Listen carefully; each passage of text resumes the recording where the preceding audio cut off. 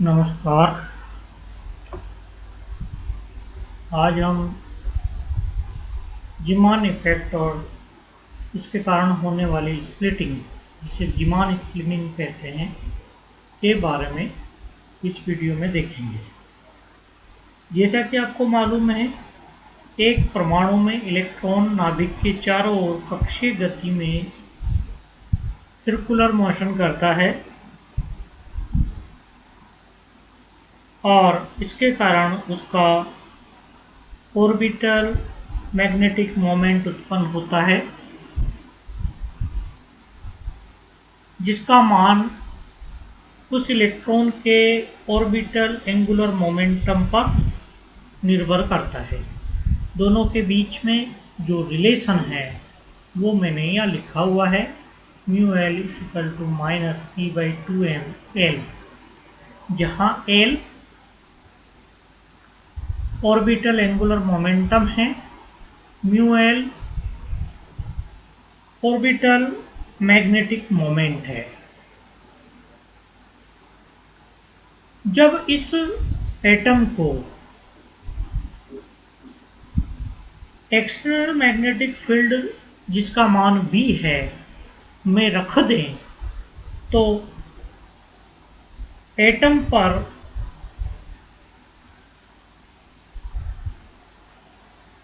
परमाणु को रखने पर, एटम को रखने पर एक चुंबकीय आघूर्ण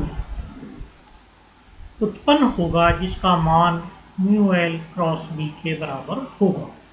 ये वेक्टर प्रोडक्ट है।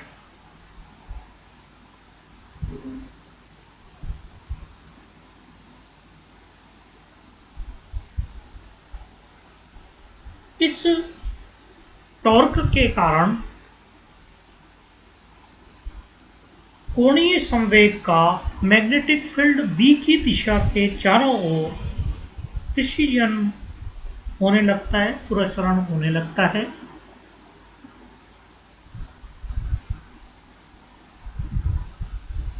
इस बाह्य चुंबकीय क्षेत्र में परमाणु की ऊर्जा में एक अतिरिक्त पद जुड़ जाता है। ये पद है चुंबकीय स्थितिज ऊर्जा, जिसका मान minus mu L dot B से दिया जाता है। स्पष्ट है कि पोटेंशियल एनर्जी इस एंगुलर मैग्नेटिक मोमेंट और अप्लाइड मैग्नेटिक फील्ड B के बराबर के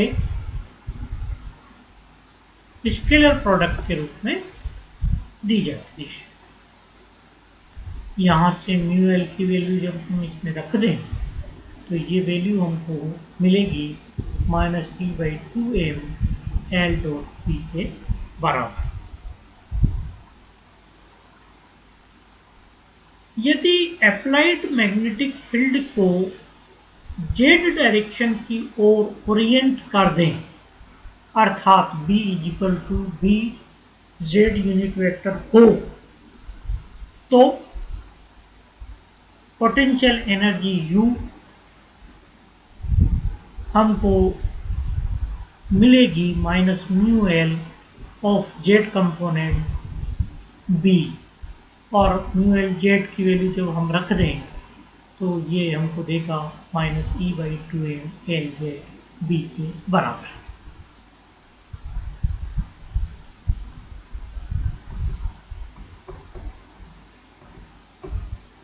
यहाँ से इस टर्म को रीअरेंज करें तो e/2m एल जेड के रूप में हमको u की वैल्यू प्राप्त होगी। स्पेस क्वांटाइजेशन के जो रिजल्ट हमने देखे उसके आधार पे हम कह सकते हैं कि एल के मान ml क्रॉस हो सकते हैं, जहां ml माइनस एल प्लस 1 से होते हुए l माइनस 1 एल के बराबर प्राप्त हो सकते हैं। इन सब को जब टोटल करेंगे तो ये कुल संख्या में 2 2l+1 प्राप्त होता है, अर्थात ऑर्बिटल क्वांटम नंबर l के लिए ml के हमको 2l+1 मान प्राप्त हो सकते हैं। इस चुंबकीय स्थितिज ऊर्जा के कारण प्रिंसिपल क्वांटम संख्या m एंड ऑर्बिटल क्वांटम संख्या l से रिप्रेजेंट होने वाले एनर्जी लेवल की ml क्वांटम नंबर वाली जो अपभ्रष्टता है वो दूर हो जाती है और भिन्न भिन्न ml वाले ऊर्जा स्तरों की ऊर्जाओं में जो पद जुड़ता है वो इस तरह से है Q is equal to minus E H cross upon 2m। कैसे आया ये आप यहाँ से देख सकते हैं। एल जेड की वैल्यू हम एम एल एच क्रॉस रखते हैं। एम एल एच क्रॉस रखने के बाद इसको रीअरेंज करें तो ई एच क्रॉस अपॉन 2m हम एक साथ ले रहे हैं, बी को बाहर ले रहे हैं, एम एल यहाँ से हमको मिला। ई एच क्रॉस अपॉन 2m जैसा कि हम पिछले वीडियो में भी देख चुके हैं, बोर मैग्नेट्रॉन म्यू बी के बराबर होता है, इस जो एक कांस्टेंट है और जिसका मान हमको मालूम है। अतः जो पोटेंशियल एनर्जी में जो अतिरिक्त पद आएगा वो आएगा minus mu B B M L के बराबर। जहाँ एम एल जैसा कि मैंने यहाँ भी आपको बताया है माइनस एल प्लस 1 से होते हुए L minus 2 L minus 1 plus L तक जाएगा। इसके कारण प्रिंसिपल क्वांटम नंबर n, जैसा कि आपको मालूम है प्रिंसिपल क्वांटम नंबर को हम n से रिप्रेजेंट करते हैं, ऑर्बिटल क्वांटम नंबर को हम l से रिप्रेजेंट करते हैं, तो इस के कारण जो n और l क्वांटम नंबर वाली एनर्जी लेवल है वो 2l+1 सब लेवल्स में स्प्लिट हो जाता है।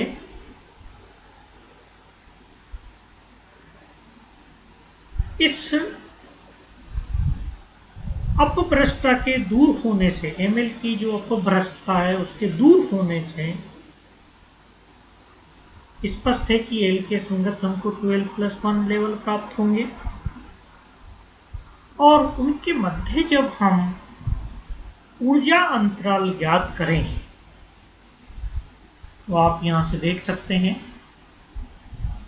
ml की वैल्यू जब मैं क्रमागत दो लूँ l-1 और l लूँ मान लीजिए, तो दोनों के बीच का जो डिफरेंस होगा वो l-1 माइनस एल के बराबर होगा, प्लस एल माइनस एल से कैंसिल हो जाएगा, -1 मुझे मिलेगा, वो माइनस से प्लस होगा और हमको जो ऊर्जा का डिफरेंस मिलेगा वो म्यू बी बी के बराबर प्राप्त होगा। स्पष्ट है कि स्प्लिटिंग के कारण जो सब लेवल्स हमको प्राप्त होते हैं उनके बीच में ऊर्जा अंतराल कांस्टेंट होगा और यह अप्लाइड मैग्नेटिक फील्ड बी पर डिपेंड करेगा। इन स्प्लिटिंग होने वाले लेवल्स के कारण जो रिजल्ट सबको प्राप्त होंगे उनको हम स्पेक्ट्रमी रेखाओं में उपयुक्त कर सकते हैं और इसके कारण जो स्प्लिटिंग हुई है उसको ही हम जीमान स्प्लिटिंग कहते हैं, क्योंकि बाह्य चुंबकीय क्षेत्र में इस प्रकार ऊर्जा स्तरों का उप ऊर्जा स्तरों में विपाटन जीमैन इफेक्ट को रिप्रेजेंट करता है और जो स्प्लिटिंग हुई उसको हम जीमान स्प्लिटिंग कहते हैं। जब इलेक्ट्रॉन उच्च ऊर्जा स्तर से निम्न ऊर्जा स्तर में संक्रमण करता है तो मुख्य क्वांटम संख्या n के परिवर्तन के साथ साथ ml में भी परिवर्तन होता है, ये हम देख चुके हैं। साथ ही हमको ये भी मालूम है कि क्वांटम यांत्रिकी में वही संक्रमण अलाउड होते हैं, वही ट्रांजिशन अलाउड होते हैं जिनके लिए डेल्टा ml 0 या ±1 हो। इनको हम सिलेक्शन रूल्स भी कहते हैं, ये हम देख चुके हैं। ऐसे ट्रांजिशंस को हमने यहाँ चित्र में दर्शाया हुआ है।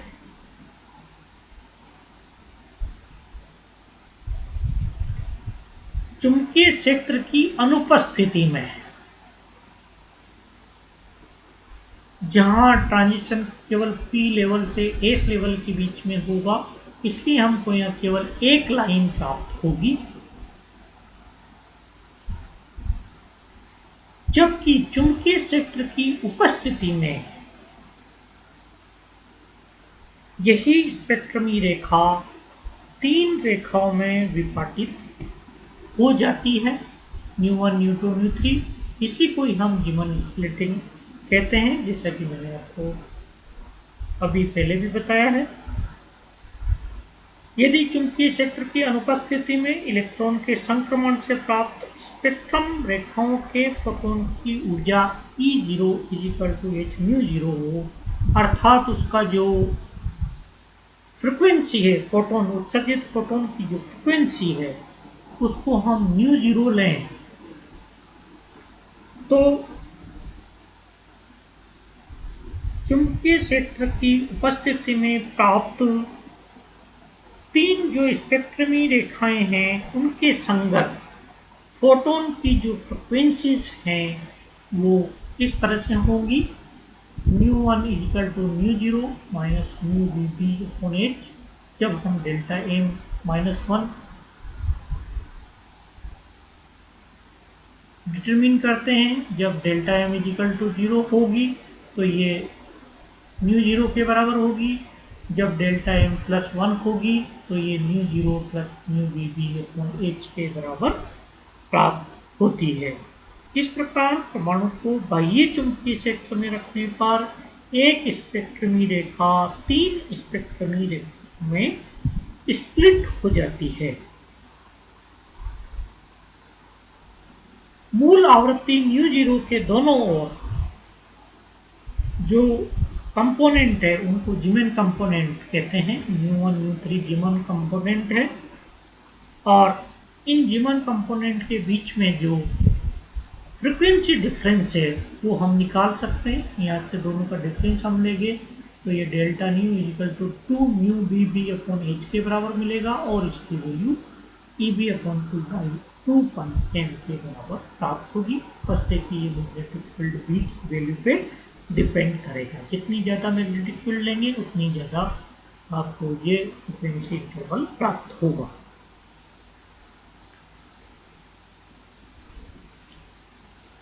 जीमन प्रभाव को, जीमन इफेक्ट को ऑब्जर्व करने के लिए जो एपरेटस है वो यहाँ मैंने दर्शाया हुआ है।